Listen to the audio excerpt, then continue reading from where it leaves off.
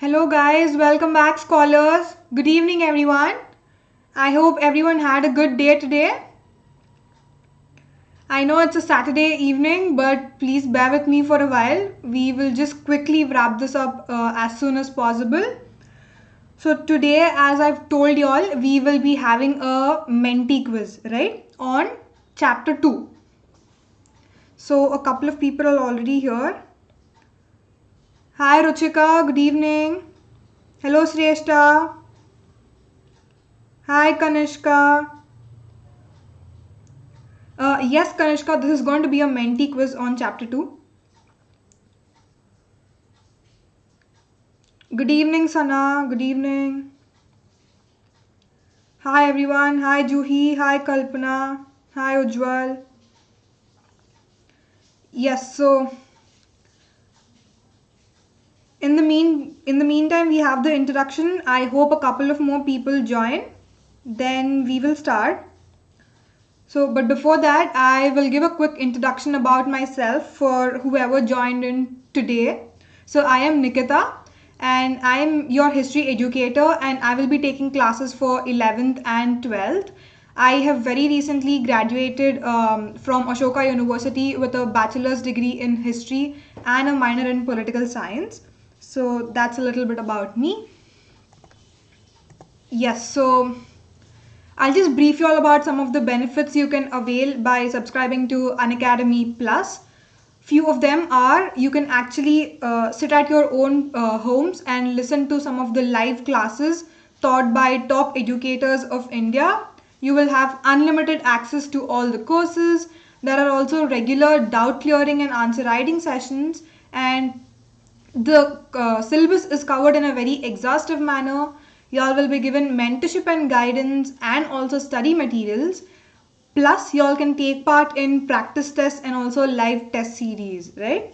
So, in order to avail these features or benefits, you're supposed to subscribe, and there are a range of subscriptions. As you can see on the screen, it is varied from 6 months, 12 months, 15, 18, and 24. The prices are right there, and the thing is, the more number of months you actually subscribe for, like a larger period of time, the more beneficial it's gonna be for you, because you're gonna save yourself a couple of bucks if you do that. And not just Unacademy Plus, Unacademy also has iconic subscriptions, guys. So here the features are even better and greater than Unacademy Plus. There'll be personal mentorship given, and also live doubt solving sessions will take place, along with the provision for weekly reports and study planners. And added to that, there is also a parent connect. Again, iconic subscription also has the same 5 ranges: 6 months, 12 months, 15, 18, and 24. So that is that, and I think we can quickly move on to the quiz. I can see already a couple of people here. Hello Yash, good evening Madhvi. So quickly, now that we're doing a mentee quiz, take up another gadget or a device, whatever you have right behind you, and I will tell you all the code in a minute, but just log on to www.mentee.com.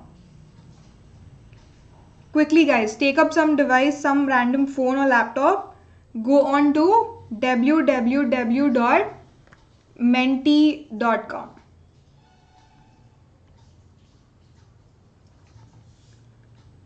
And yes, the screen is right here. The code is written just above, guys. If you look at the screen, the code is very visible. It is 70774297.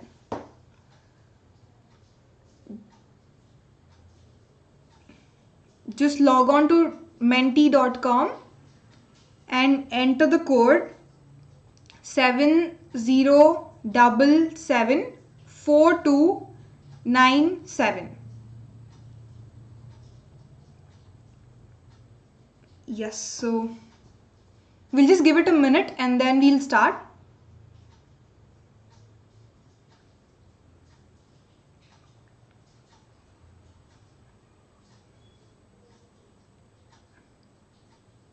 Yes, so if you know any of your friends who want to take a quiz, quickly call them up and ask them to come join, guys. The code is right there. Anybody can access this. Okay, so Ayush, the code here is 70774297. Right? I hope that's clear, Ayush.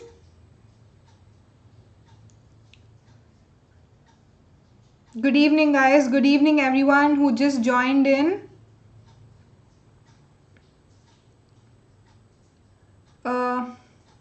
Yes. It's already 6:05. I think we can start. If anybody comes, they will continue from where we are. Cool. So just like the last time for the quiz we had on chapter 1, we had 25 MCQs, right? In the same manner, I've also designed another set of 25 questions. And yes, as requested, I have considered your request and put in a couple of tough questions as well. I hope y'all will answer that. Yes, we will start. Time for question number 1. Answer as quickly as possible for more points. The first question, who appointed Dhamma Mahamathas? You have 30 seconds to go, guys. 30 seconds. Is it Bimbisara? Is it Ashoka? Is it Samudragupta or Chandragupta Maurya? Who among these appointed Dhamma Mahamathas? Your timer's almost up. Let's see the answers.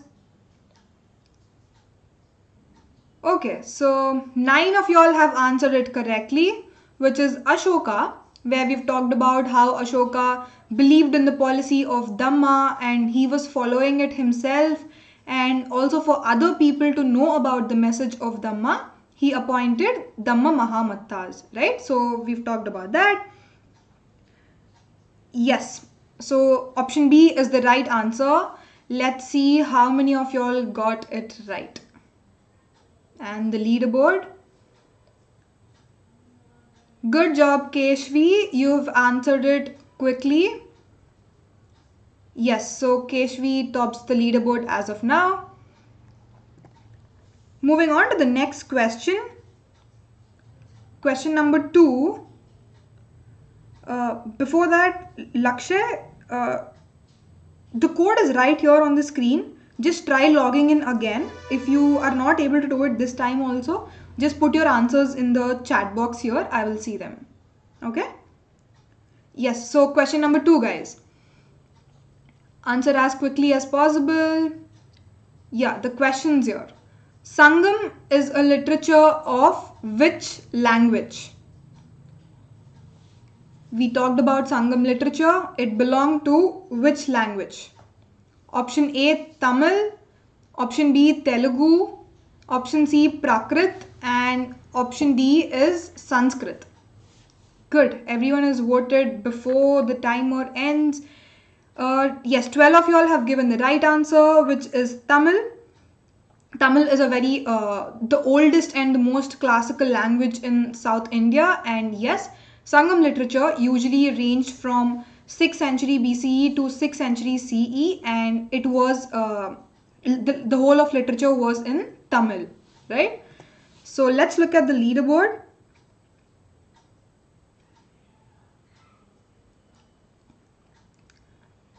Yeah.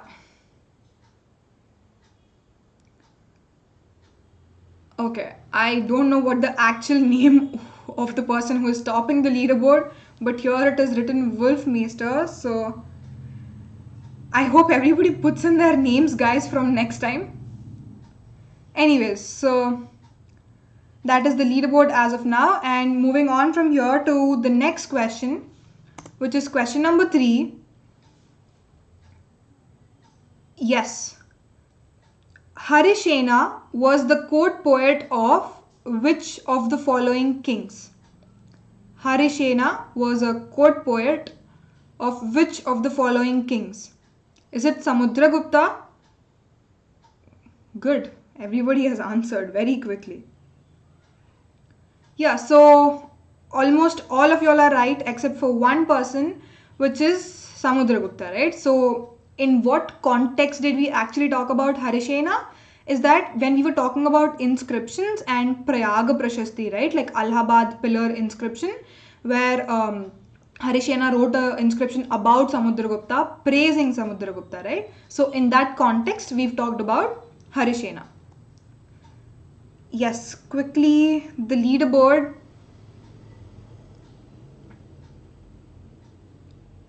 Oops.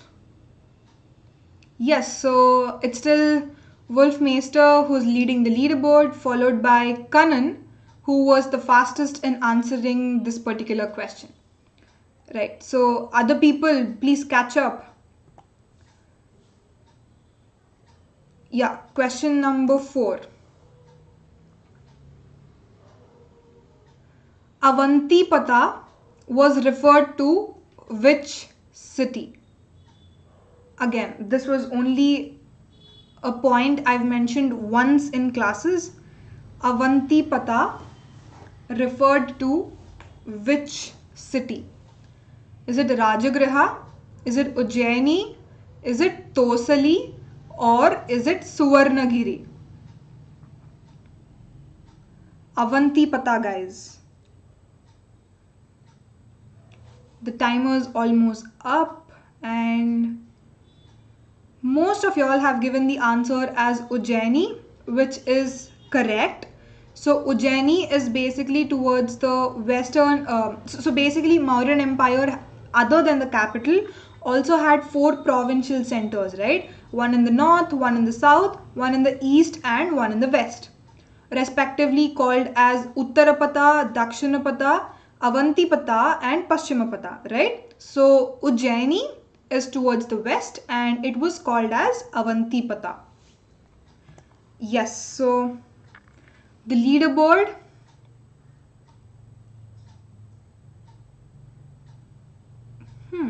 I think it's Kanan who is leading. Right. So Kanan tops the list as of now. Just only a few points down is Madhvi and then Sana. Yes.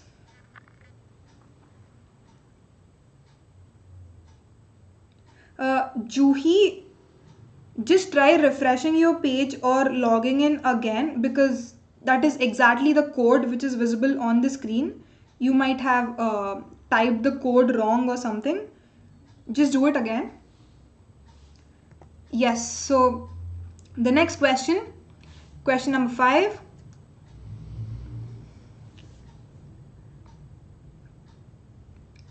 What are the big rocks kept on the burials in central and south India called? Read the question properly. The options are Mesolithic, boulders, megaliths and northern black polished ware. Yeah, so most of y'all have answered, but the correct answer is megaliths, which 10 of y'all were correct about. Guys, I've specifically put the option as Mesolithic because I personally have seen a lot of students getting confused between megaliths and Mesolithic. So read the options very carefully, guys. It's very important to look at the options. Even though you know the answer, sometimes it might be confusing. So just don't mark the correct option. Read all the options before marking. That is why I've put up Mesolithic and megaliths. Yes. So as far as the leaderboard is concerned,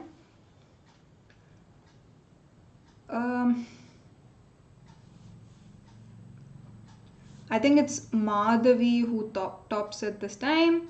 Yes, so Madhavi tops the list, followed by Sana. And again, I don't know who this Cristiano Ronaldo is, but yes, he or she was the fastest in answering this question. Yeah, question number 6. Why is 6th century BCE considered a major turning point in Indian history? Read the options very carefully. Emergence of states, cities and towns and also use of iron, or emergence of states, cities and towns and dominance of Hinduism, or dominance of Hinduism and use of iron, or emergence of Jainism and Buddhism and use of copper. 6th century BC, why is it considered a major turning point? Yes, 13 of y'all are correct, which is the first option. While we started out the second chapter, the first statement I've told y'all is this, like, why is 6th century BC so famous, right? Because there were a lot of changes happening politically and otherwise. Politically, because so many states and kingdoms and new cities and towns were coming up after, after basically Harappan downfall. Indian subcontinent did not see the rise of urban cities for almost a millennium. So in this particular 6th century BCE, for the first time after Harappan downfall, so many kingdoms and states were coming up. So that is the right answer. And yes, obviously the use of iron. Looking at the leaderboard,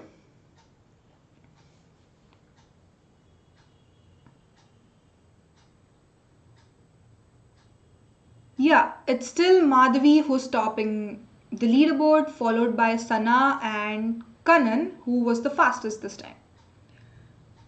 Cool. From here, moving on to the next question. Question number 7. Which of the following is not one of the main features of Ashoka's Dhamma? Read the question properly. I'm not asking which is the main feature. I'm asking which is not the main feature. Respect elders and be generous to Brahmins. Consider your religion superior to other religions. Follow non-violence. Or is it prohibition of animal sacrifices? Which is not the feature of Ashoka Dhamma. The time is almost up, and yes, 12 of y'all have given the right answer, which is consider your religion superior to other religions. We've discussed about this in class almost 2-3 times, that Ashoka always propagated that not just your religion, but you also have to respect and honor other religions as well. Like, you have to be religiously tolerant, right? And guys, Ashoka after Kalinga war strictly followed the policy of non-violence. So people whoever marked the follow non-violence as wrong answer, please equip yourselves with this knowledge, because it's really, really important. Like, not just Ashoka's Dhamma, but like Ashoka as a king in general is very important when it comes to your board examinations, right? So please look at these particular pages very carefully. Yeah. The leaderboard.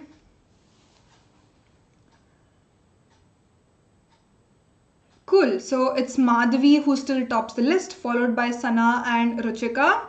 You're doing good, guys. Keep it up.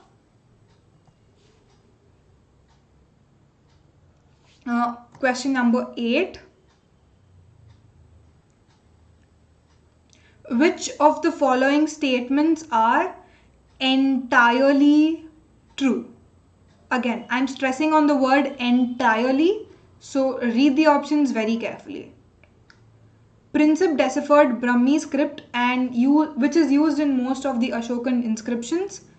Princip deciphered Kharoshthi script, which is used in most of the Ashokan inscriptions. Both A and B, or none of the above. A little bit tricky question, but if you read the question properly, you will get it. See, I knew y'all will not read the question properly. Guys, I was telling y'all, read the question properly.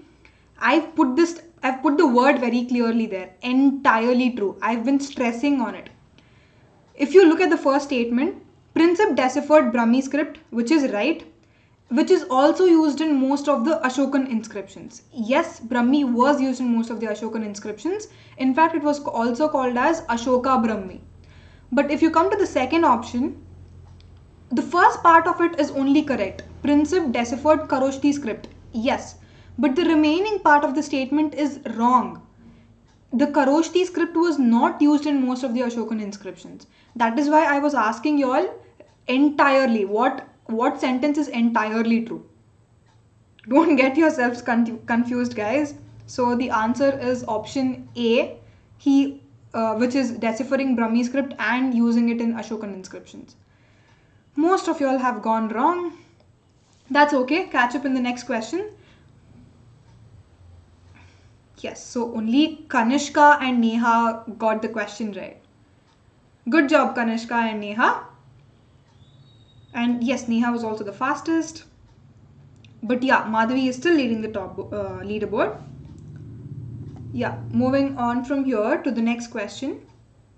We have question number 9. Ventures of which of the following traders were risky but highly profitable? Read the question properly. Ventures of which of the following traders were risky but highly profitable? Like all the options mentioned here are traders only, but which among the traders is risky and highly profitable? Yes, so the right option is seafarers.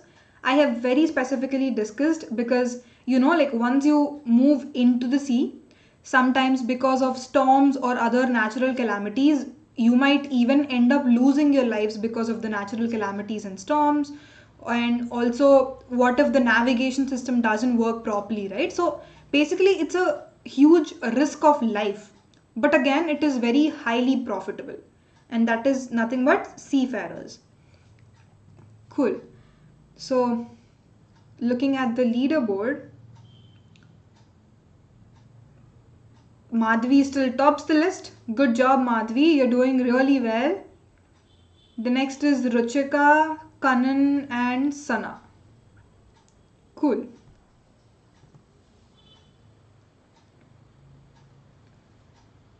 The 10th question.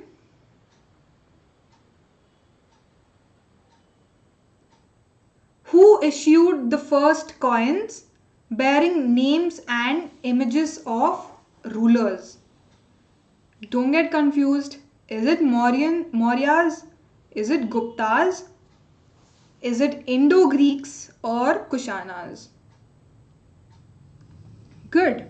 Everybody is focused enough. Good job, guys.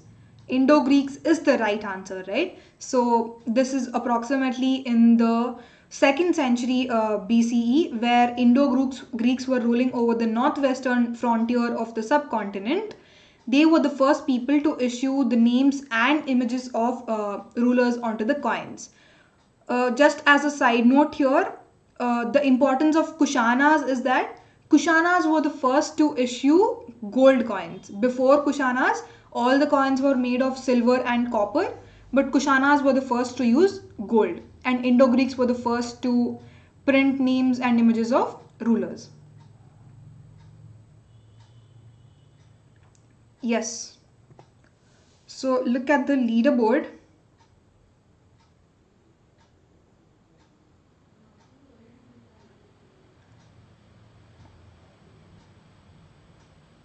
Yeah, so still Madhvi is topping the list, followed by Ruchika. And Sakshi was the fastest this time. Good job, Sakshi. Yeah, I think a couple of y'all are giving the answers in the chat box and not participating on the Menti platform, which is fine. I am looking at your answers in the chat box. Most of y'all are giving it correct. I think Vandana, Niharika, Yanika, Sneha, Ujjwal, all of y'all are participating in the chat box, right? Yes, I am looking at your answers, Vandana. Cool. So moving on to the next question. It is question number 11. Answer as fast as you can, guys. Ashoka is mentioned by which titles mostly in inscriptions? He has so many titles, right? Like, which are the two titles which were used mostly? Right. 9 of y'all have given the right answer, which is Devanam Piya and Piyadasi. Guys, whoever answered it to be the first option, which is Ashoka and Piyadasi, I have mentioned it several times that the ruler Ashoka and his name in particular was never mentioned in any of the inscriptions. He was always referred to by his titles, but never with his original name. So remember that quite clearly. It is Devanam Piya and Piyadasi. Yes, C is the right answer. Looking at the leaderboard, Madhvi is still topping it. Good job, Madhvi. You're doing great. And Kritika was the fastest. Yes. Question number 12. Name the languages in which Ashokan inscriptions were written. Languages in which Ashokan inscriptions were written. Is it Pali, Prakrit and Greek? Pali, Sanskrit and Aramaic? Prakrit, Aramaic and Greek? Pali, Sanskrit and Greek?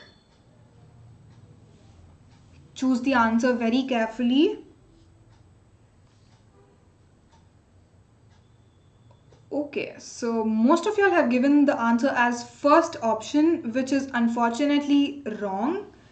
Guys, Pali was never used in the Ashokan inscriptions. I have very specifically referred to this point that Prakrit was used in most parts of India, but when it came to the northwestern frontier, which is the northwestern frontier, right? There, Aramaic and Greek inscription was used. I've also questioned y'all about the reason for using Aramaic and Greek. Y'all remember? It was because there was a lot of Alexander and Greek influence there, because just before the Mauryans came in and established their kingdoms, Greeks and Greek rulers and also Alexander ruled over that particular region. So like people were heavily influenced by Greek cultures, and that is why they were very well aware of Greek. So to make people understand about what is written on the inscriptions, Ashoka specifically ordered that the inscriptions are to be issued in Aramaic and Greek. So yes, the option is C. And Kanishka, that is why I'm giving you all 30 seconds time. Please read the options and questions very carefully, because I know it might be confusing because there are lots of options here, but if you read the question and the options, it will definitely not be a problem. Yeah. I hope everybody else is following, guys. Yeah, so the leaderboard, Ruchika is topping the list this time, and also she was the fastest. Good job, Ruchika.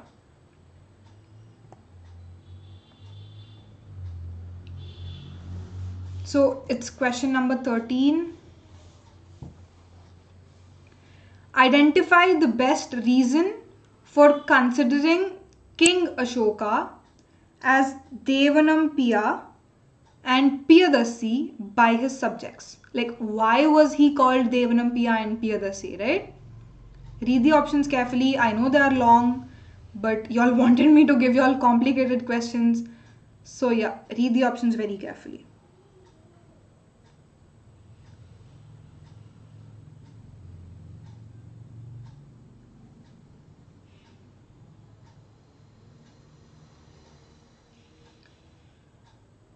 Yes, so most of y'all have given the right answer, which is he looked after the well-being of the society through Dhamma, right? So that is the reason he was called as Devanam Piya and Piyadasi by his subjects.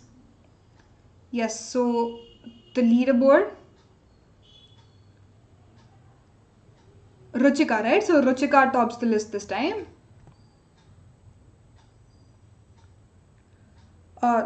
Charu, I have taken your suggestion. The thing is, I can't change the slides right now because we are in the middle of the presentation. But if everybody has a problem with this, then from the next quiz onwards, we can, drop out the leaderboard after every question. But for today, you'll have to bear with it because I've already included the slides.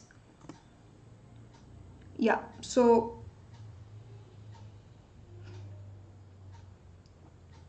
next question. Which book did Megasthenes write and is considered a major source of Mauryan history?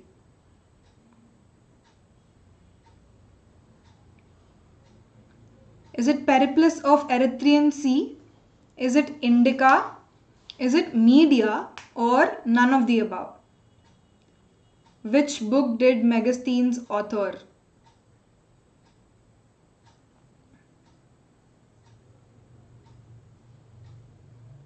Yeah, so most of y'all have given the right answer, which is Indica, right? So that was one of the major major foreign source to know about the Mauryan history.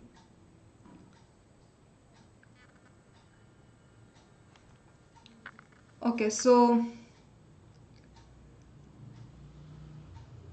Ruchika still tops the list, followed by Madhvi and Sana. Okay. An account by name Maharana Pratap is the fastest. Good job, everyone. Next question. Guys, I see a lot of conflicting opinions in the chat box. Some want to see the leaderboard, some don't want to. I really don't know what to do, but I think for today's class, now that I've anyways included it, I'll continue with the leaderboards. But I think towards the end of the class, we can discuss about this. But for today, just bear with it.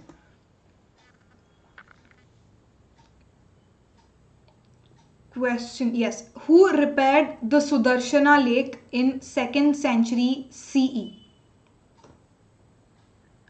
Is it Chandragupta? Is it Rudradaman? Is it Kanishka or Bimbisara?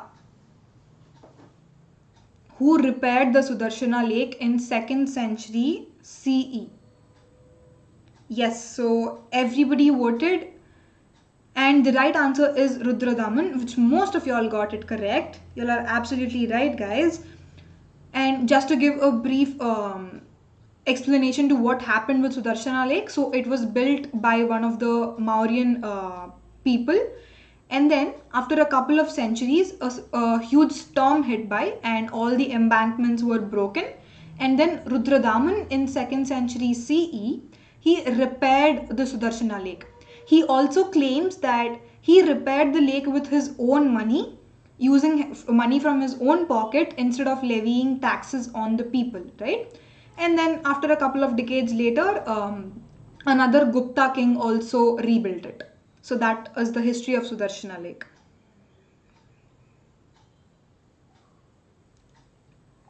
Yeah.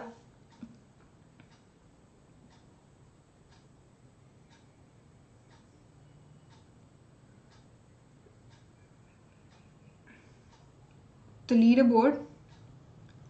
Ruchika is still topping the leaderboard, followed by Madhvi and Sana. Good job, guys. Question number 16. Who was the owner, master, and head of a household? Is it what is he basically referred to as? Is he Pannai? Is he referred to as Mahamatta? Is he referred to as Dhamma or Gahapati? This is in a small box in your textbook and I have also mentioned it in one of my classes. What is the technical term used to refer to the owner, master and head of a household? Time is almost up and yes. Good job, guys. All of y'all are correct, which is basically Gahapati. I don't think there's any explanation needed for this slide. It pretty much is self-explanatory.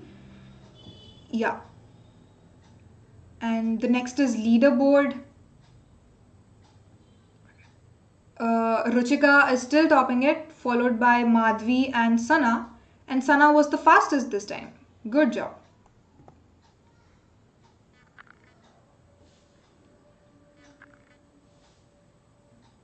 Yeah, so the next is question number 17.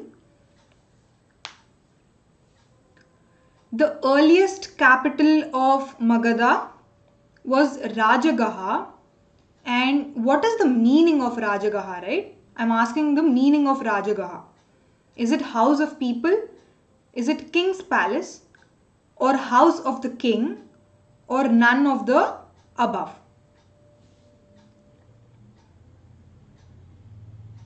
Yes, so all of y'all have answered and 13 of y'all have got it correct, which is house of the king.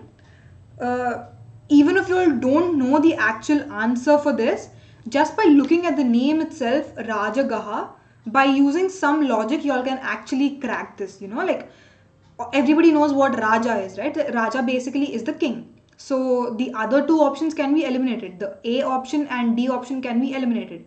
Out of the two, in the previous question, we have seen what Gaha is. Like in Gahapati, we have seen what Gaha. Gaha is nothing but a house, right? So if you club these, Raja is king, Gaha is house, it becomes king's house or house of the king. So that is just a logical question I have put in. Yeah.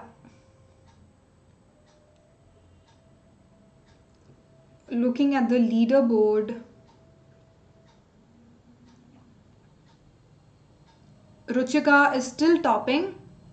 Good job, Ruchika. And Kritika was the fastest this time. Good job, Kritika. That's not a problem, Kanishk, but I hope you know the answer for it though. Yes, question number 18. The Prayag Prashasti was composed in which language? Is it Sanskrit? Is it Pali? Is it Prakrit or is it Aramaic? Which language was Prayag Prashasti composed in?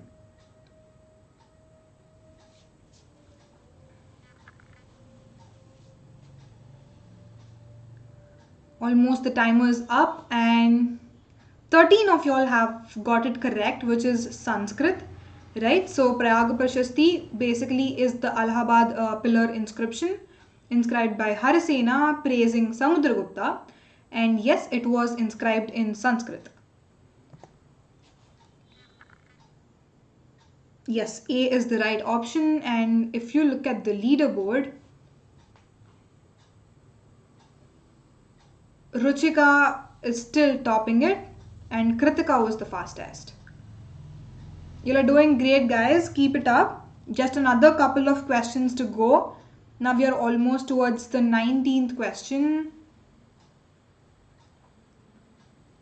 Yeah. The early Tamil Sangam literature mentions slaves known as dash.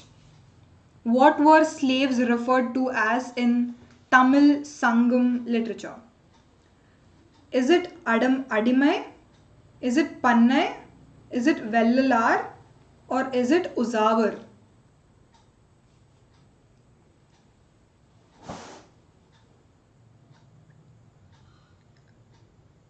The timer's almost up and yes, Adimai is the right answer. Adimai basically means slave in Tamil.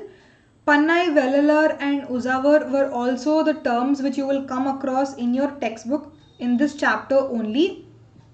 Sorry, but they were referring to something else. The correct answer is Adime. Adime is a singular form of slaves, and Adime Gal, like if you add GAL towards the end of Adime, that becomes Adime Gal, and it basically is the plural form of slave, which is slaves. Yeah.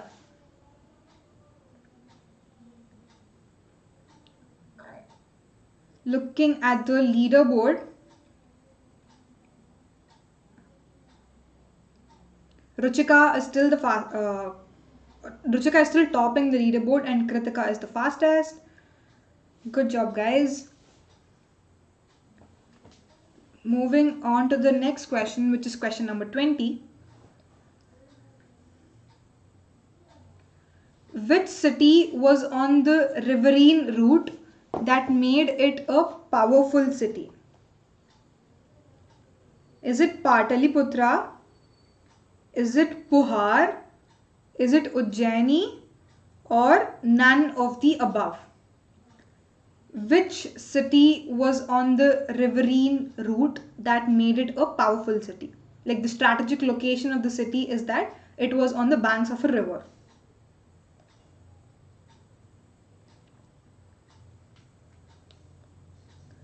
Yes, absolutely right. Almost all of y'all, which is Pataliputra, right? So in one slide, I was telling y'all how cities were established in a very strategic manner, and Pataliputra is also follows the same strategy where it is where its foundations were laid on the riverine routes. And if you come to Puhar, Puhar is actually a coastal city, which is again beneficial when it comes to international trading. And if you come to Ujjaini, Ujjaini is also has a strategic location, and it is located like well connected through the roadways, right? Yeah, so if you look at the leaderboard here, Ruchika is still topping the list. Good job, Ruchika. And yeah, a person by name Maharana Pratap still tops the list, was the fastest.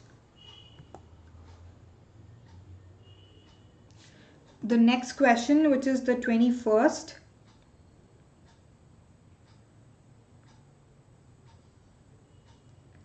Which dynasty rulers identified themselves as Devaputras and their statues have been found in shrines in Mathura and Afghanistan? Which dynasty rulers were they? Shatavahana, Shaka, Vakataka, or Kushanas? Who were they?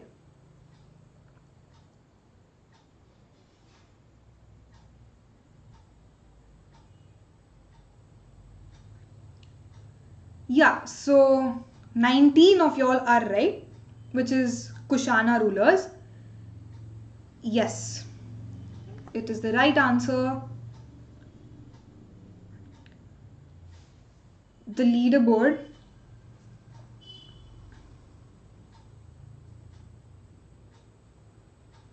Ruchika is still topping the leaderboard. Good job, Ruchika. And Kritika was the fastest this time.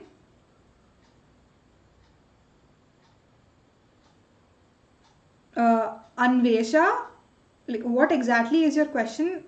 How to poll, matlab? Like you're asking how to participate in the quiz. If that is what your question is, you're supposed to log on to menti.com and enter the code which you can see on the screen, and then yes, you can participate in the quiz right away. But if that is not your question, then you have to retype the question in a proper manner so that I'll answer it. Yes.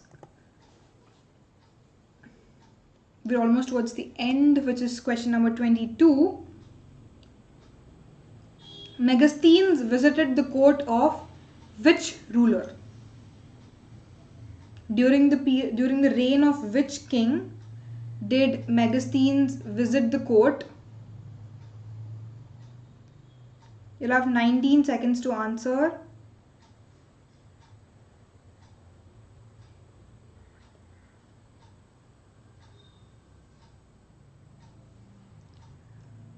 Yes, it is Chandragupta Maurya. 17 of y'all are right. Yeah. If you look at the leaderboard here,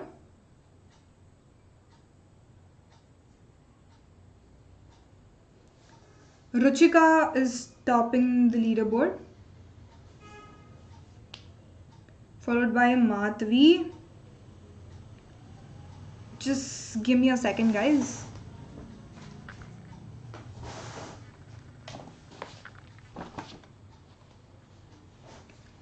Yeah. So question number 23.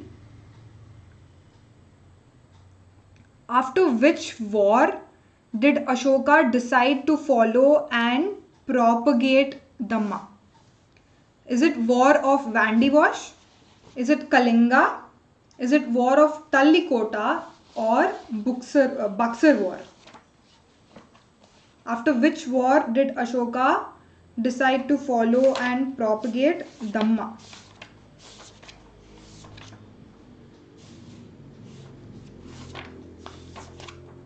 Yes, 15 of you all have answered it correct, which is Kalinga. And if you look at the leaderboard, Ruchika is still topping it. Good job, Ruchika. You're being very consistent. Good job.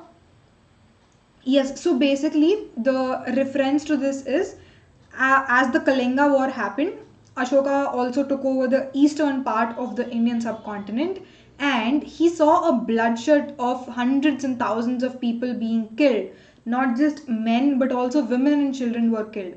And that is when this particular transfer happened, right? From Chand Ashoka. Chand basically is bad.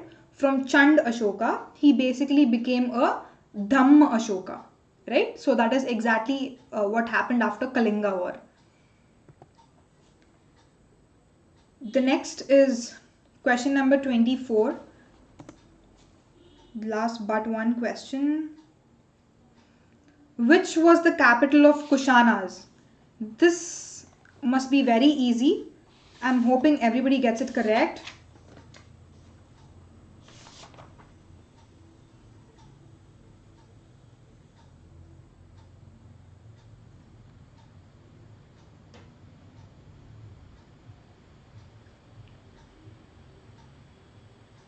What is the capital of Kushanas?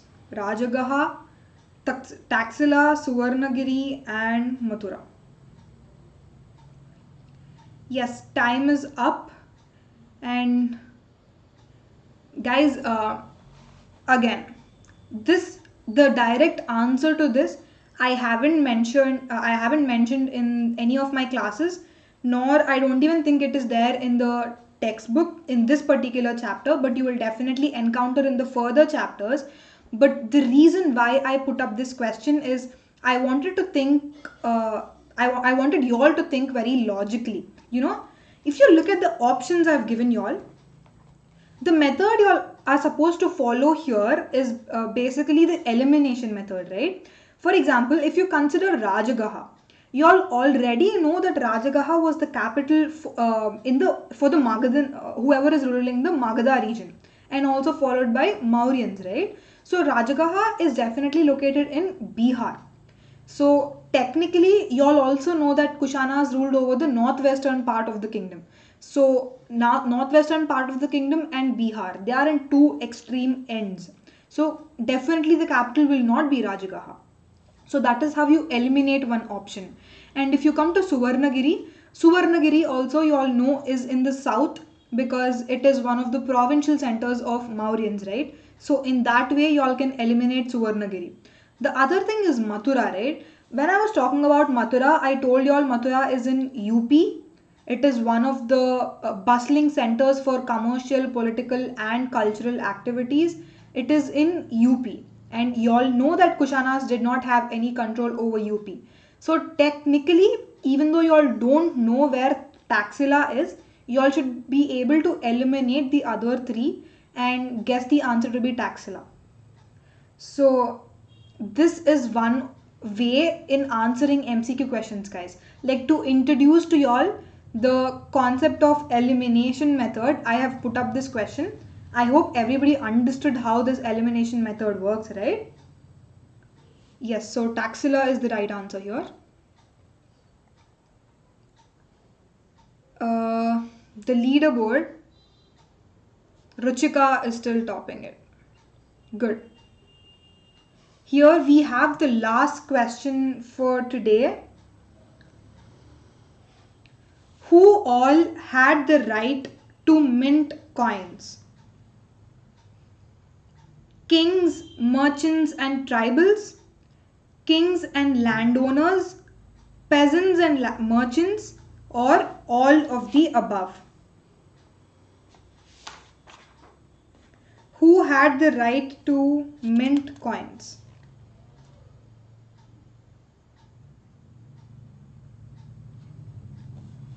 The timer is almost up, and the answer is option A. Again, most of y'all have answered it wrong. Guys, I've specifically mentioned to y'all in one of the classes, I've also given you the present day example, right? How in the modern times, in the 21st century, especially when you consider the Indian subcontinent, Reserve Bank of India has the right to mint coins, and not anywhere they want. They have these very four specific places in India, right? Noida, Bombay, Kolkata, and Hyderabad. They have four minting centers in these four different cities. The authority is RBI. But if you go back to the earlier times, not just kings, not just the rulers, but also merchants and tribal people also had the right to mint coins. Especially in reference to tribals, we were talking about Yodhayas, right? Belonging to Punjab and Haryana regions, how they were interested in economic exchanges, and that is why they had to mint coins. Even merchants and townsmen also had the right to mint coins, right? So that is the explanation. And I think we're almost towards the end of the quiz. We've done with all 25 questions. Who is topping the board? Yes, so Ruchika, that was a great job done. I really appreciate, because you were consistently throughout topping the leaderboard for every question, which is a good job. Amazing job, Ruchika. Amazing. Yes, so we are towards the end, and Juhi is asking, ma'am, one more quiz can you take from this chapter? Juhi, yes, I can do that, but unfortunately, I can't do it right now, like right now, as in the next couple of coming days. If you want another quiz on chapter 2, I can only take it the week after. If that is okay, just put a yes in the chat box. We can definitely do another quiz on this chapter. Vandana also has the same request. Another quiz for this chapter. Again, we can do as many quizzes as we want, guys, honestly, because there is no limit to the MCQ questions we can bring up from each chapter, right? So I will prepare another set of questions, but again, not now. Probably we can do this quiz once we finish the third chapter as well. So I think that will be great. Yes. Cool. So everybody is okay with us having another quiz on chapter 2. We can also have like combined quizzes if you all like it. Like for example, we can combine chapter 1 and 2 and have questions from both the chapters or something like that. But again, it is your preference, guys. Whatever you all say, we will do that. The choice is yours. You all have the total agency. Thank you, Vandana. Thank you so much. That really means a lot. Yes, so you all want it combined?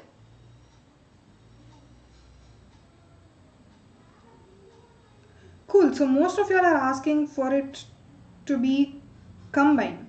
Cool. So then we can do a combined quiz then. Ujjwal, in regards to chapter 3, I haven't started chapter 3 yet. So only if I explain you all the topics and concepts, then I can give you all a quiz on chapter 3. But before that I can't, right? So obviously you all have to wait for another week to take a quiz on chapter 3.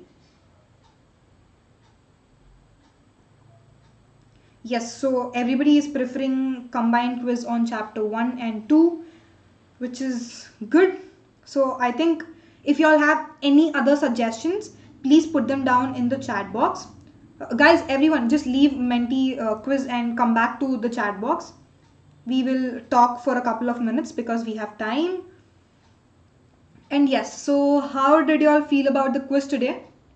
Last time when I asked the same question, most of y'all have replied to the question saying the questions are very easy. So y'all asked me to make a tougher question paper. So how did y'all feel the quiz today? Was it tough? Was it okayish? Or was it still easy? Just put your comments in the chat box, guys, so that I will know what standard I'm preparing the question paper in, and I can just tweak it a bit according to your preferences.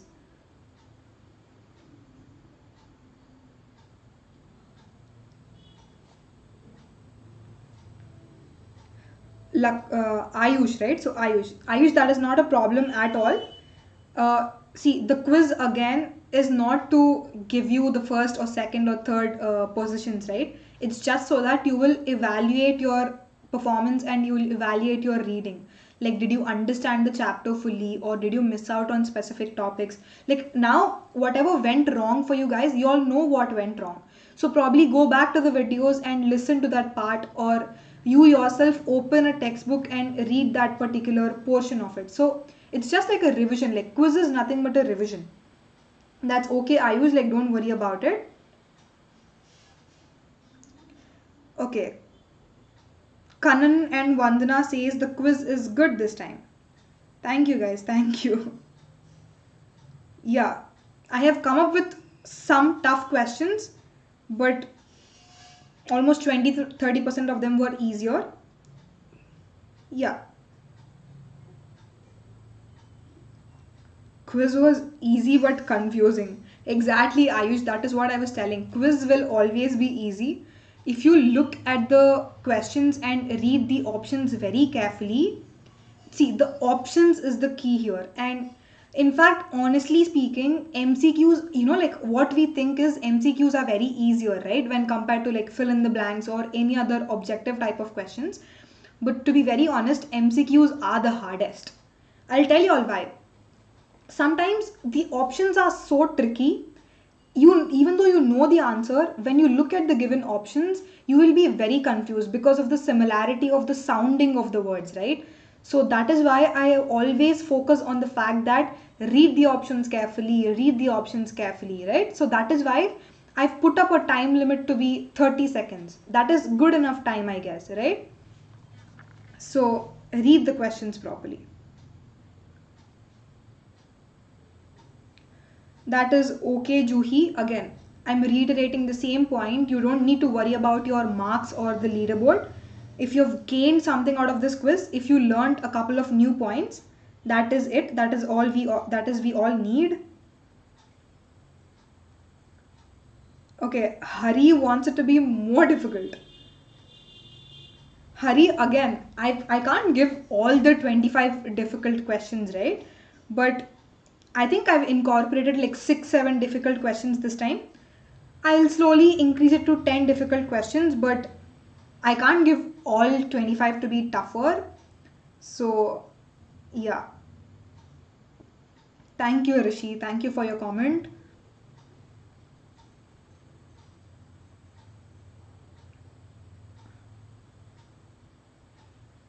Yeah. Cool. So, if you all want like fill in the blanks or like true or false questions, we can do that also, guys. Yeah, in the given 25 set of questions, I think I'll do a couple of fill in the blanks and true or false next time, along with a couple of MCQs. So, point noted, Hariram. Thanks for suggesting. Okay, so Juhi, sorry, I think I skipped your question in between. On which days will I take a combined quiz? Again, Juhi, I haven't decided on which day yet, but suggestions are welcome, honestly, because the whole of next week I have the schedule packed. Like, I already prepared the classes and stuff, so next week it is not possible. After that, any day is possible. Like, you all want me to give the quiz as soon as the third chapter ends, or you all want to do a quiz on chapter 3 first and then have a combined quiz on chapter 1, 2, 3, anything. There is no rigid thing we have right now. We can change dates as we can. Oh, okay, it's Ruchika. Hi.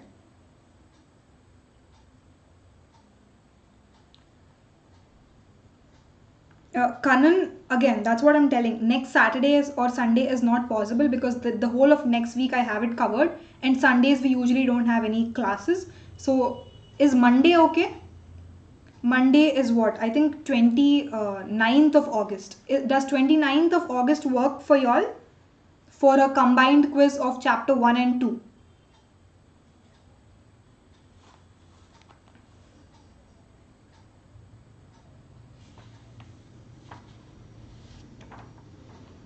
If that is okay, we will have a quiz on 29th. Cool. So most of y'all are okay with it. Yes, we will definitely have a quiz on 29th. And Madhvi, right? Madhvi asks, what is Pannai? I'm so sorry, Madhvi. I think I myself forgot what Pannai refers to. But I think we studied it in the concept of...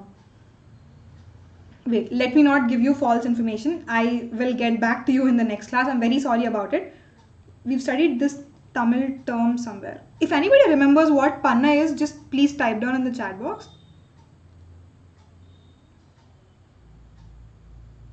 Oh god, I forgot what Panna means.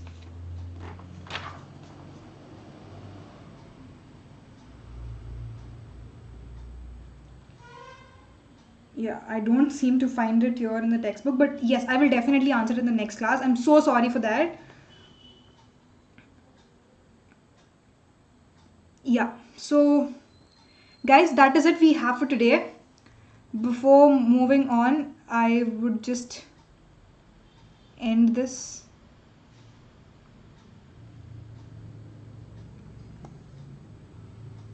So if you all find the quiz interesting, and please go like the video as soon as this live ends. Also comment down as how you felt the quiz to be, and any other suggestions you all have as to how I can improve the questions or how I can improve the quiz itself, right? So please put any of the suggestions you all have in the comment section. I will definitely consider them, and also subscribe to our channel Unacademy and comment down on the video below. Thank you so much guys. Thank you for tuning in. I greatly appreciate it. I hope to see you all tomorrow on Monday. Tomorrow is Sunday, right? So we don't have a class on Sunday. I hope to see you all again in next class on Monday at 6 p.m. Yes. So there are a couple of answers as to what Pannai means. Again, there are... one says it's pot, one says it's kingdom. But don't worry, Madhvi, I will look at it personally, and probably I will put it down in the comment box of this video below, or I will tell it to you in the next session. Don't worry about it. I will definitely clarify. Yes. Cool. So I think we are towards the end of it. And thank you so much for tuning in, guys. Have a good day. Have a good evening. And also have a good weekend. Thank you. Thank you so much.